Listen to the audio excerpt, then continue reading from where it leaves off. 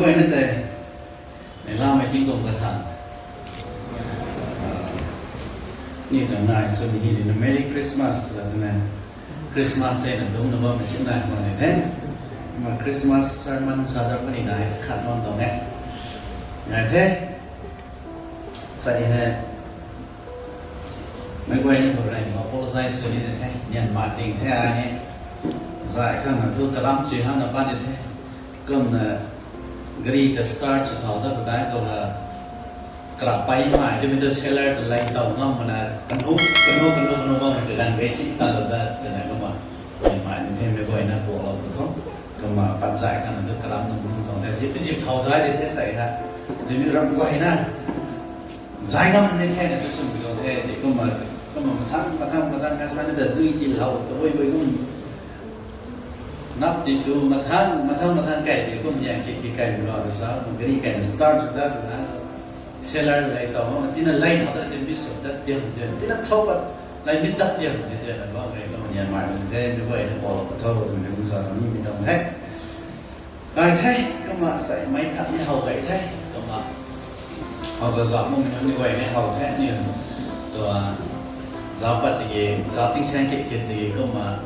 ถ่ายในไม่ตรงรุ่นนะก็มาจับปัดเกล็ดแท้กว่าไม่ไหวแต่ RCB ตรงเบียร์เท่านี้นะ Fellowship เบียร์เท่านี้นะงานนี้ไว้อันนี้ทนเรียวร้องมีตรงไหนก็มาทิ้งกลมกระถางก็มีตรงอันนี้ตรงดัดทุนทีมสุนัขริงบอกเข้าในลาบเมาแต่ก็มานี่ตรงทีมเสียกันมันแท้มีตรงกันแต่ไม่ไหวนะตัวนี้นะไทยสองมันแท้แล้วมันแท้ที่แท้ตรงวัดเซนี่นะออฟฟิศตรงวัดที่นั่น timing by kaman room tong timing by atau room tong timing by ketit na by nam lawan kian de wal clock was all tin mong kian na mo na zai de to mai tong tani sebang de the 11:30 kai de ngai the ni tong scripture de ni kana na ra thong la ken ba chui na wala ban the no me koi na kan ani wai mixed congregation so mi ja ni la na ni sa ni na bong ta mo mai su na the ko mi ja na niไม่แบ่งมาตรงหลักครินะผมมาบอกเราดันเนี่ย English ครินะ ESV Psalm number 37 verses 3 and 4 ก็ได้ผมมาใส่ Trust in the Lord and do good dwell in the land and befriend faithfulness delight yourself in the Lord and He will give you the desires of your heart ก็ได้ผมมาใส่ไม่กลัวนะตัวนี้เราผมจะสวยยังไงเขาไม่กลัวนะไม่ได้ก็เสีย all good to God and prayก็กุมกันสิ้นไม่หิมตาอิราองพวกมันจีสุไลนั่งตะกันมังนัทวนกุไว้ใส่ให้นั่งนั่งจะนิ้วก็ไว้ข้างที่กุมกระทั่งไว้ไม่นาริตีวงเราได้ไทยไม่เล็กกระสับริบเอานั่งแต่ทวนกูไม่จงดำลานะนั่งทวงละแกงกระไทยตะขังอันนี้วงดุ้งนั่งก็ไม่นั่งทวงบุ้งแม่ทำเป็นไม่ก็ไว้ลูกกระสุนวะลุงนิ่งตรายแต่นี่ไม่ไว้กันนั่งละกันนะวะนั่งทวงละแกงทุกแต่อันนี้ริมเรานะลุงไม่จงปันที่เขาบูนะแกงบูงามีนุ่มที่สุดแล้วเขาคนนี้ไม่นุ่มบ้าเขานุ่มตรงละแกงสับปะรดเขานั่งควนจนเขาบูงามขังนั่งจงปุ่มตันคันนี้นั่งจงปุ่มแม่ทำไมติงเราบุทอกันก็กันเซ็ตไม่ได้มีก็ไว้ให้นั่งบ้าก็ได้ไม่เขาเสียแล้วสวยยังไงมีตรงไทยยิสุคริสต์ทำให้ใจเขาอาเมน2024ตรงทีมตัวใหม่เท่านี้เจอร์สตรงแต่ละห้องใหม่นี่แฟร์ซิตตัวห้องใหม่นั่นนี่ตัว individual team ก็ไม่ได้เลยแล้วกันตัวนี้เท่ากับไม่เท่าคุ้มสุดที่จะไม่ต้องทีมได้ก็ได้ยังไงแต่ในนี้เราก็ลุ่มไม่เขาบูนี่แท้แต่ไม่ใช่ตีปั้นไม่เขาบูนี่แท้เราก็หายจับไม่เขาบูนี่แท้ก็ตอนนั้นนั่งทวงทีมได้ไปของไงแต่ในนี้ก็ต้องมีทวงทีมแต่ have you ever accomplished that thing นี่ไรบุคคลเชื่อจะมาอะไรของ2024กันเลยกันแท้ตลาดไหนตัวไหนนะจะต้องมาทำแต่ก็ต้องมาดู2024ตรงทีมแต่ในนั้นฟูลสุนัขกันได้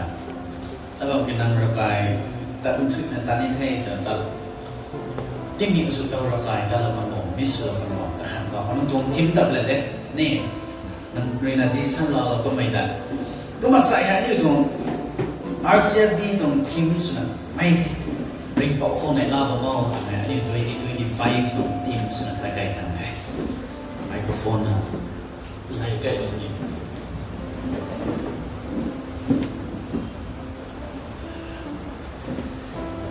แต่ก็ว่าทีมนั้นอันนี้มีให้2025ตรงทีมสุดก็มันตะไกนี่ได้อาศัยอันนี้ตรงทีมเขาริงบอกของในลาบะมาในลาบะมา delight English เป็นทรีนะก็มา delight จะเป็นภาษาไทยอาการเป็นไรเขานี่ร้องเป็นไรเขาริงบอกของในลาบะมาที่ตรงไหนที่ท่อนั่งลงนิ่งริกห้องไม่กระบวยแต่ก็ไม่ได้จีนออกเองก็มาใส่ไม่ต้องมาว่า Philippians chapter 4 verse 4 ก็จะนะครับ rejoice always again I say rejoice นี่ก็กันก็จะเป็นคนไหนลาบะมาแต่ไปก็ได้ก็มาใส่ให้ก็มา text ก็ได้สังกุนวังกันนี่เนี่ย background ที่นั่นก็มาจะเอาไม่ Psalm number 37ให้ acrostic psalm ก็มาใส่Hebrew ไม่ตรง Bible ก็สอบไม่ง่ายก็ทอไม่ตรง verse 1 ครินะก็มาตรง ending verse 14 นั่นจะเอาไปเย่ตรงไหนแท้ Hebrew ไม่ตรง alphabet อาการสิ่งสุดนะไม่ตรง verse ก็บ่อยก็มาที่น้องไม่ตรงแท้ก็มาสุดนะ acrostic psalm ก็มาสามไม่ตรงไหน David รีฮีตรงแท้ David รีฮีไม่เกี่ยวอากุมถึงส่งไม่ตรง David รีฮีเราไม่ให้ขันซ้อมทำไมเดวิดรีฮีเมย์ทำไมกันท้อไก่หนุ่มนั้นของนี่ all age in his old age ไม่ถึง chapter 37เนี่ยฮีทำไมนั่นใส่ไม่เกี่ยวกับตัวบุยอันนี้ว่า verse 1เขาเป็นว่าไอ้ฮีทำไมเขาเป็นเดวิดรีฮีเมย์เกี่ยว David has something in his mind and wrote this psalm number 37 what is that ตัวบุยสมัยเดียวกับนี้เขาทำไมนายฮีโร่ไม่เกี่ยวไม่ก็ฮีโร่ไม่ให้จูดาอิสราเอลที่ให้ราดไทยว่าไม่แปกันไม่บาบิโลนไม่อัสซีเรียไม่เลยตุยบุยนะเปอร์เซียนไม่เลยนะกวางนักเรียนจะรู้สึกว่าไม่กันแต่เดวิดเลยนะไม่ได้สอนเลยนะเดวิดเขาฮีบัดอยู่ตุยโซ่ตรงนั้น the evil the unrighteous รัศดรก็ไม่ซีมินุนฮะกลายกูหายบางตัวนี่ไม่ใช่ไม่รู้นะสักตั้งต้องไม่รู้กับใครตัวอันนี้นี่จะขัดเนี่ยนะนี่เสียงด้วยเสียงนั้นเขาไม่รู้ตัวรู้คิดว่าไม่เขาตัว but I'm doing the righteous work รัสักตั้งไม่ต้องไม่เสียไม่ต้องตานเนี่ยนะอายต้องสดสิ่งนั้นตายมั้งอายต้องลุงกุ้งมั้งนี่อันนี้เป็นของ community ยังไม่ได้ตาม generation ใหญ่ไม่ก็ไม่นานนะเสียงด้วยเสียงนั้นเขาตัวเขาสั่งนะก็ไม่รู้กับใครเลยนะก็มาDon't go take him at any how. Me the come David and in a how one day. David saw that even the unrighteous people, the pagan, the evil are prospering. By give up the mate of David in it. Why these people are prosperous? Why evil people prosperous? Why the pagans are going up? And what about me? I come so by go about my ฉะนั้นแทนที่เป็นกระนั้นไว้ซึ่งก็ไม่ที่เราไม่ต้องใช้ก็นั่นมีตรง3ข้อให้มีตรง chapter ข้อให้ anyway lesson ดินเราไม่ถูกตัวสอนตรงนั้น lesson taught us that not to invade นี่ envy อะไรลุงก็ให้กูว่าไม่นุ่นแต่เฮาหรอกนะไม่สิไม่นุ่นรัศตั้งต้องไม่นุ่นเลยไงกูว่าไม่ได้เฮาแล้วนะอันนี้มาขังเฮากันลักมาขังที่เราไม่ต้องให้ไม่ต้องสร้างมัน you don't need to be in vain of all those people เนี่ยรัศตั้งต้องมวยไงกูบังกันอยู่ let it be Jeremiah นี่นะ even Jeremiah questioned why these evil people going up flourish มันมีตัวผู้หญิงสาว Job อันนี้นะ question สุดเลยJeremiah chapter 12 verses 1 really do the bar. In Job chapter 21 verse 7 the bar why the evil people live? Things sana kaniyo lumba mi to poison increasing power ni. Kaniyo tong nam rasa tama mi nung kakway. Kaniyo tong nam magay ko kiki tangko kikinabang. Kaniyo rasa tama mo panti nung sing na bang mi to poison it. So ni even Job question that. Job ni made them question so. So anyway, yung na ba may kuya nila? So, คริสเตียนไม่ตัวหาห้องไม่ตัวกันดีก็นี่ลงนะแบบนี้นี่ยาวเลยอันนี้อยู่ไกลล่วงเลยนะสาวพิธาสาวอีกคนไม่รับไม่กันดีเลยนะ how the people are flourishing นี่รัศดรไม่ตรงกันดีรัศดรไม่ราชไทยไม่ตัวที่เขากันนี่รัศดรไทยนะกันนี่ตัวรัศดรพุทธตักนะบ้ามีนนที่นี่รัศดรไม่ตัวนั้นที่นี่ก็ได้เป็นราริกไม่เราห้องthe time ไม่ตรงกันดีก็นี่ลงนะก็นี่บ้ามัน but even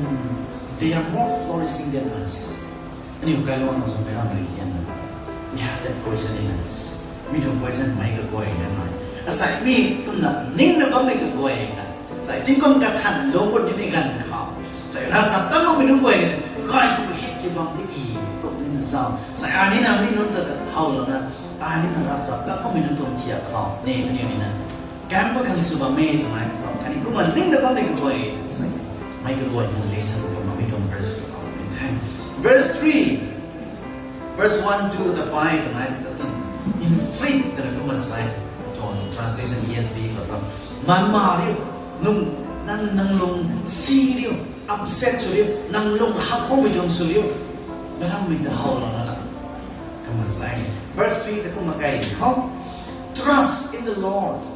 ริงเป่าเขากันก็ถึงนะลมนะบ้างก็ขันอีกไกลไม่ต้องตาโน่ dwell in the land make your land to be so Israel ไม่นึกว่าการงานการดีริงเป่าคนลุ่มน้องไล่ไม่ต้องการตาลบมูน้องนี่ไว้ครับการงานกันที่ promise land เรียนแล้วไม่ต้องการดีแต่น้องนี่ไว้ครับทีนี้มีอยู่กับบุยโซ่ where is that การงานกันที่อิสราเอลเป็นคนบุยโซ่ a place of safety security ใช่ไหมครับเราเป็นกันอยู่ในสันดานแล้วไม่ต้องการน้องนี่ไว้ครับที่เราใหญ่แต่เป็นเรื่องของมันมีก็ต้องที่ remind ที่สุดเราไม่ต้องให้ก็นั่นมีตัวนั้นที่ให้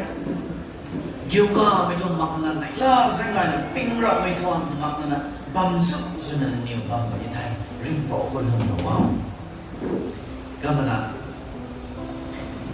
trust true faith ริมปอคนลงมาว้าว true faith always produce a good fruit นี่ลุ่มล้อไม่ปานเลยนะก็ไม่ทำตานไทยอะไรนี่ตานบ้านทำแม่นี่ไว้คนนี้นะใส่นี่ไว้แต่คนนี้ไม่ต้องติ้งกุมครับเราคนลุงเอาเองแท้คันนี้ไม่ต้องตายกันแท้เราคนนี้ไม่ต้องกันที่ the first readers อิสราเอลไม่นึกกับไว้ครับนั่นนี่ไว้ครับสัมดาเราไม่ได้ตีเราไม่ได้ก็มาใส่นี่ไว้นี่เราคนสัมดาเราไม่ได้แท้นั่งสัมดาแล้วไม่ได้แท้สัมดาเราไม่ได้แท้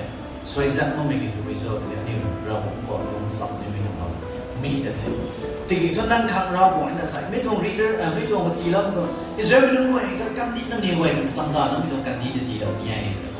ใส่อันนี้ไว้คนตัวบุยเราคนสัมดาเราสอบไม่กินตัวอันนี้ถ่ายหมดเลยนั่งข้างเซนด้วยเซนเราคนตีเราบังตัวไว้ตีเราบังตัวไว้นั่งข้างใส่กลุ่ม20-25 ล้มวงนั่นนี่ไม่กันปันตีเราดีกว่าไม่เราคนตีเราบังตัวไว้ไม่จะเราคนสัมดาเราไม่ได้อันนี้ไว้ละอันนี้เราคนลงเราเลยก็น่าอายอันนี้ถูกทิ้งก็แต่ไงนะโฟกัสสมัยdelight bring ปอกของในลาบะเมาใช่ delight ในลาไม่เป็นไม่ได้น้อยไม่ได้ในไม่นะโฟกัสนี่ก็ไม่ตรงในแกนในลาไม่ให้ delight ทำไมให้110 times ก็มา use แบบเขาก็มา use ไม่ให้ different reason and purpose ก็ use ไม่ตรง delight ในลาบะเมาตัวสามก็มันน่าใส่ New Testament ตรง concept ของเขาคือ so delight ตรงใส่ในตรงนั้น pleasure เปลี่ยนใหม่ในลาเส้นแบบ pleasure นี่จุไหมริมปอกก็จุนะในลาเส้นแบบบางมองอยู่กับปิ้งเราไม่ต้องบังใส่20-25ตรงตีกุมมาท่อ RCFP ไม่ต้อง family กับ individual อะไรแบบริมปอกคนในลาจุนะลุ่มปุ๊บบนระดับบางที่เขาจะไม่ต้องได้นั่งทวงรำในลาก็ไว้แต่ริมปอกคนในลาบางที่เขาจะต้องได้ใส่อันนี้ต้องทีมนะรำคัดจะเรียนสิ่งนั้นนี่ไว้ที่กระจกไม่ต้องบังนะนี่ไว้ลงจุนะมีตัว word ใส่อันนี้ตัว text ก็ delight จะไม่ให้ Hebrew มีตัวอะไรนี่ delight จะไม่มาขันใบนะซาใจ word กันให้กระจกจุนะก็มาสิ่งสวยที่กี่ท่าใส่ตัวนี้ตัว verse ก็ท่า delight จะตัวไหน Hebrew มีอะไร enact เป็นใส่ก็มามีให้ language ซ้ำไม่ได้ไทย imperative mood เขาก็มาบอกให้ Hebrew mood ก็ ก็มันมีตัวกับบ้าที่ตัวใส่อันนี้ไว้ตัว language ที่ให้การ focus เนี่ยแต่กับบ้าเป็น meaning แต่ที่อันนี้ไว้ implication ตัวนี้ไม่ได้การที่ focus ก็ make you to the wisdom what does this delight word mean to all of us make you to live and spend enjoyment in Jehovah ลุงนั่นนะในล่าเส้นไรนะ Jehovah ทำไมต้องรับวงเขา enjoy สนุกบ้างใส่ให้อันนี้ไว้มีตัว2025ลุงว่าในล่าไม่ anyway we all want to live a happy life นี่ใส่ we all want to live in a happy life ในล่าเส้นไรลุงนี่ไม่เซ็นให้กันดีนังรู้เขาในล่าเส้นไรลุงครั้งนี้อันนี้เสียนตาตอนในกระลิงสิจ้าท่านขัดเราคนนี้ you are earning to live a happy life to live a good life นี่นั่งเสียนตาเนี่ยว่าไม่นั่งกันนะว่าไม่กวย when we look กระลิงสิตรงไหนล่าเส้นไรลุงขัดตรงไหนเป็นอันนี้ขัดนะว่าไม่ที่ใส่ไม่กวยนะครับเราบอกต้องรังแกเลยใส่อันนี้2025คนไม่มีติดดิ้งต่อเราบอกว่า enjoy ฉันลุงบอกไม่เข้าตรงไหน enjoy เราบอกว่า enjoy delight ไม่ต้องหา two sense delight can have two sense first เราบอกเลยเราบอกเขา delight สมัยเราบอกเลยนี่ว่าจะ delight เราบอกเลยเปลี่ยนเล่าใหม่ first เราบอกเลยเปลี่ยนเล่าใหม่ครับอันนี้ลุมเล่าใหม่อันนี้ว่าเราบอกเขาเปลี่ยนเล่าใหม่ให้ตรงกันได้เนี่ยเราบอกเลยนะอันนี้ว่าเปลี่ยนเล่าใหม่ตัววิสองตรงไหนที่ท้อง obedience ก็เลยเปลี่ยนใหม่นี่ first Samuel ตะปองกันนะobedience is better than sacrifice นี่มีก็จะเทเราเลยและปิวโน้มีก็จะเราในล่านะแบบไม่ delight ก็มา I second ก็จะ I second จะที่เราโฟกัสไปมาอย่างเท่ second อยู่ตัววิสองตรงนั้นก็ man's delight on God ใส่อันนี้ก็กวยมันใส่ก็กวยนะเราห่วงเขาเปลี่ยนนะในล่าเส้นลายลงไปไม่ขอใส่ไม่กวยนะว่าโฟกัสไปที่มาอย่างเท่ไม่กวยนั่นเลยนะเราบอกทุนละแกน2 แล้วค่ะ Second Corinthians chapter 5 verse 9ไม่กวยนั่นแพ้ก็แล้วก็กันในมี Korean ประมุขตัวสักครู่ก็ได้ Second Corinthians chapter 5 verse 9กันมาใส่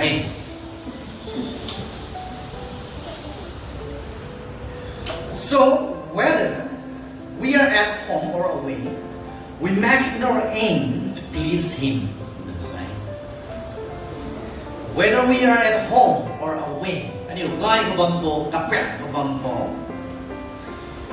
we make it our aim อันนี้ต้องตั้งไม่ถูกเราปกติเปลี่ยนเราใหม่ใส่เปลี่ยนแล้วมีให้เราบอกเขาเปลี่ยนนั่นลูกเนี่ยอันนี้เป็นของแอมส์นะอันนี้เป็นของนักบอลครับไรแมทเทสโลนิกาทำไมตรงปัจจัยตอนนี้สอบในการของกันโป๊ะเลยนะเทสโลเนียนไม่ต้องฟ้องเล่นเราก็มาสั่งกันเองลืมเราไม่ก็ไว้ครับกันนี้ไว้เราต้องการสั่งเดี๋ยวเรากันเอง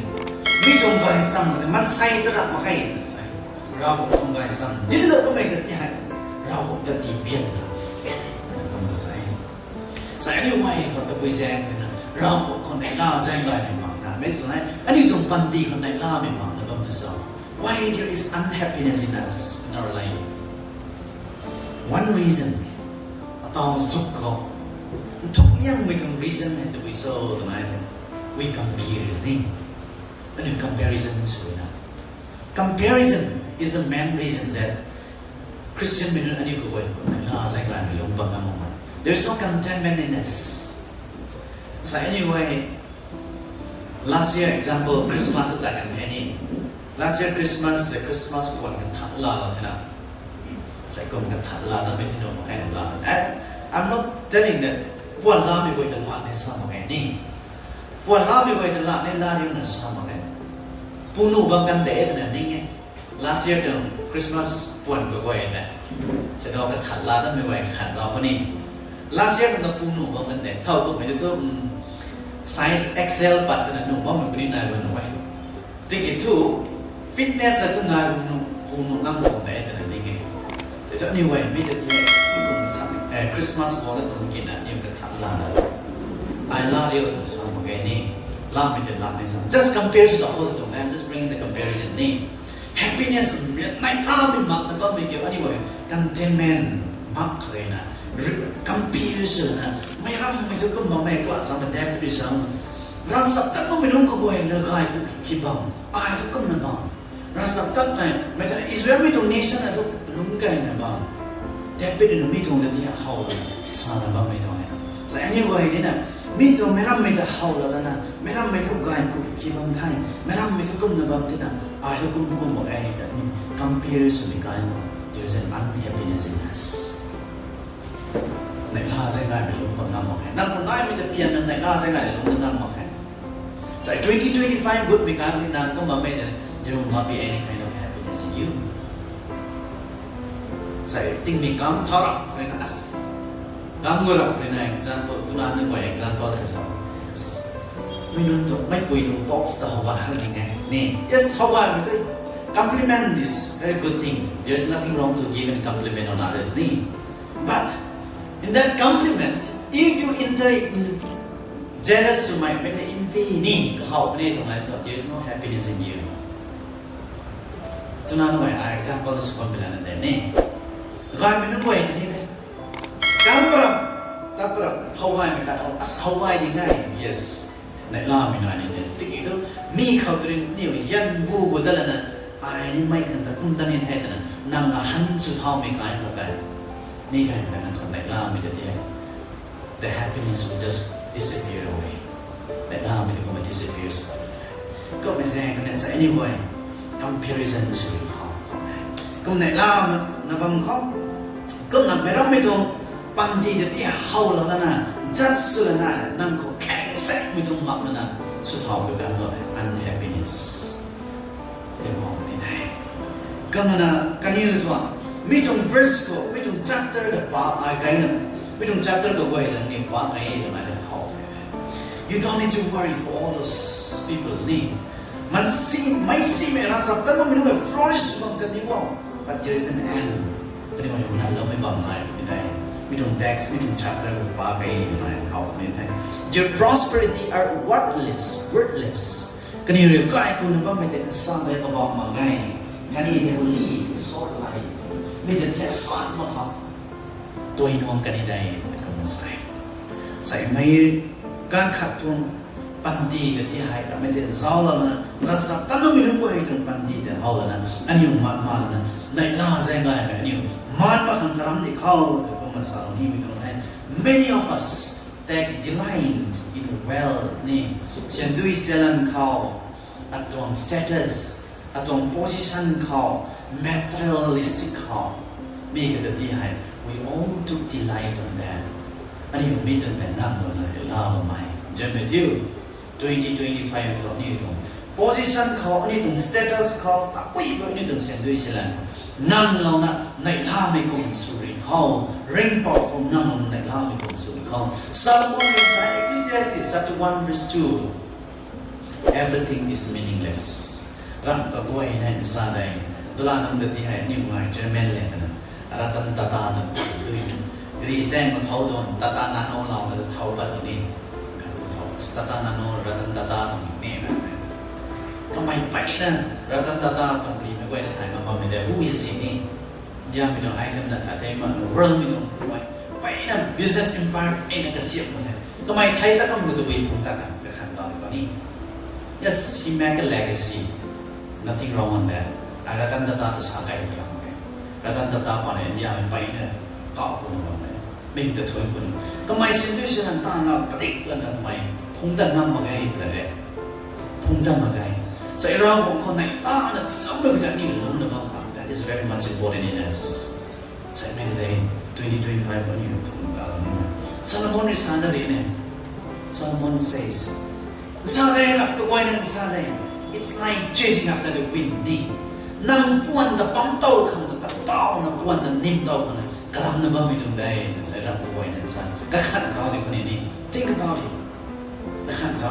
เท่าป้วนแต่ปั๊มโต้นั่งไม่ได้นั่นนี่ไม่ต้องการสิไอ้ตอนมันป้วนแต่ปั๊มโต้ที่ปั๊มกักเกณฑ์นะสิป้ one bong cái nó cứ bấm được mấy niệm hạt tinh rồi sai nằm cái tuần tinh là ai buồn là bấm tao mi cục đúng đây là sai sai chuyện mình gọi như này là đúng bằng câu ra bong cái đây then how do I delight in God ring bỏ cũng không biết rõ ai cục này là bằng như này sao này là bằng câu sẽ cùng thôi là sao mấy kia biến là đúng là bằng câu tôi đi thọ first call finding Jesus is the source of happiness and joy. Jesus Christ là phụ tâm mình cái này này là cái này cũng tao như vậy. Finding Jesus. The boy sang khơi nào? Why? Bible say He is a good shepherd. Cái mày hello you again chơi mình quay. He cares for his sheep. Cái lao you nào quay cái mày. Cái lồng cái là cái mày cái thân là nó mày nó say. If God cares for you, why do you need to worry? Đang tụi lồng cái nó bao nhiêu? Why do you need to worry? Ang lungay lungay na pang kada sa mga kamay ha nitong source na ilajan nga itong source na yun sa mga kumasalim itong ay kumana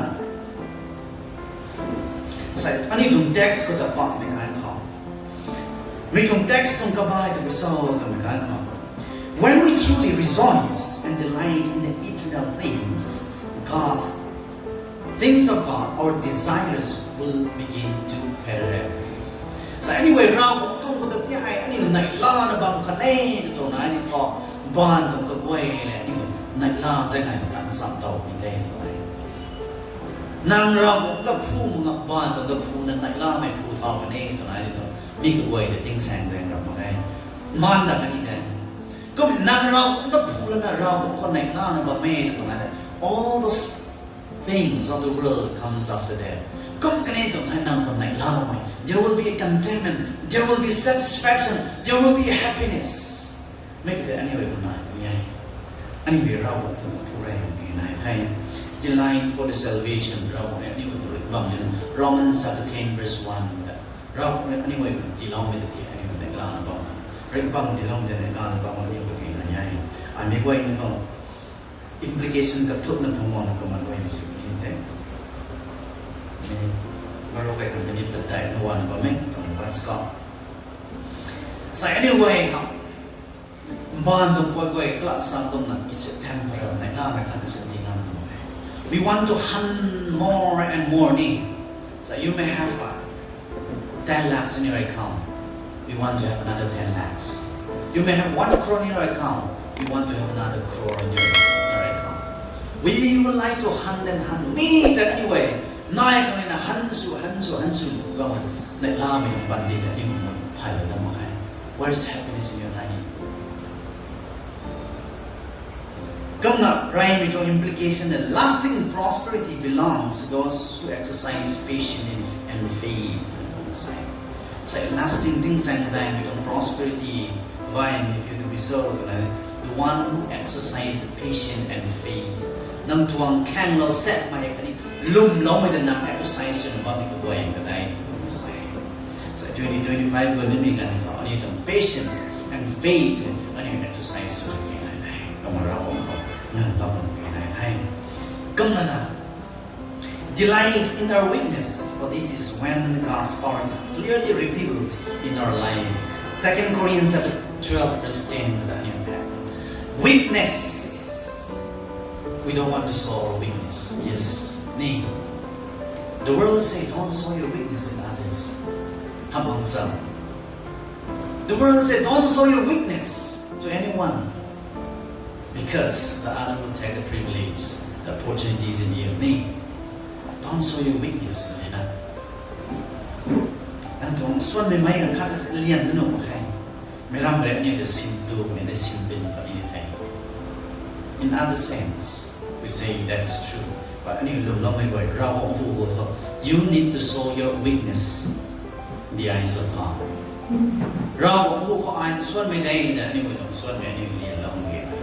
Me kan with the day to the side of don't have money to reveal so many. None the eight and soon of Santa because a new run, a new number of the number.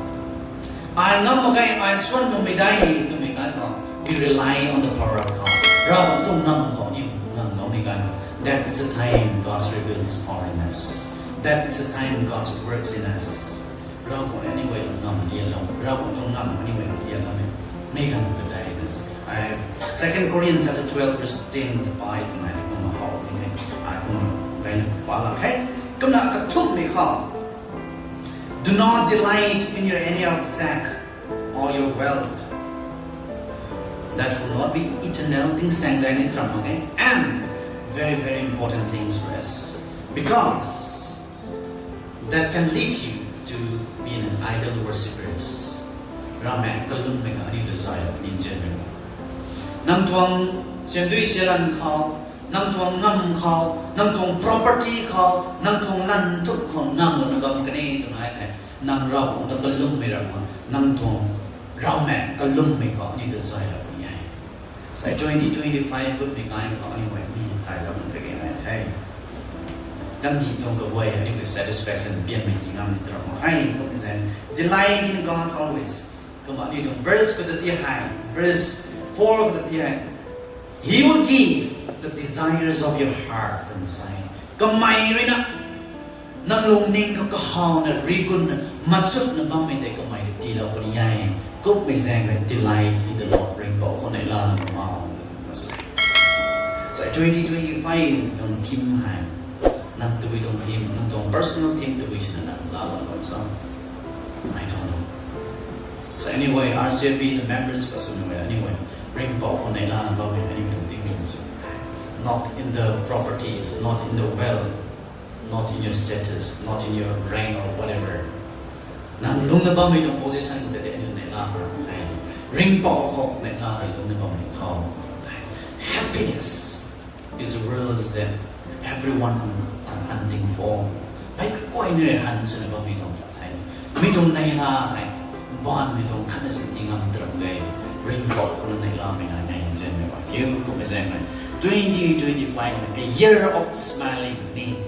หนุ่ยตีตั้งแต่ในบ้านไม่ตรงติ้งกงสุดท้ายในล่าสักการณ์จุดนี้ปฏิในบ้านไม่ตรงติ้งกงสุดท้ายเขาในกระทุกแต่หนุ่ยตั้งแต่ในไม่ตรงติ้งกงสุดที่เขาตรงแต่ก็มาไม่ไหวก็เกิดอย่างนี้ไม่ตรงไทยจุดเราไทยเราไม่ไหวเราตรงสวยยังในล่าสักการณ์ปฏินั้นแต่คุณเขาสลายก็ไหวที่เราจะตุยนั่นเอาไว้ในเขาเรื่องราววันนั่นแต่ทวนกุไทยใส่อันนี้ RCFB ใครนี่นะ2025ตัวติ้งกงกระถันตัวกำมุงให้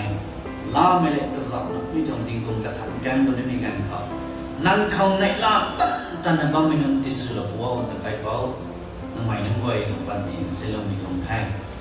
กันดีตัววันตรงซุน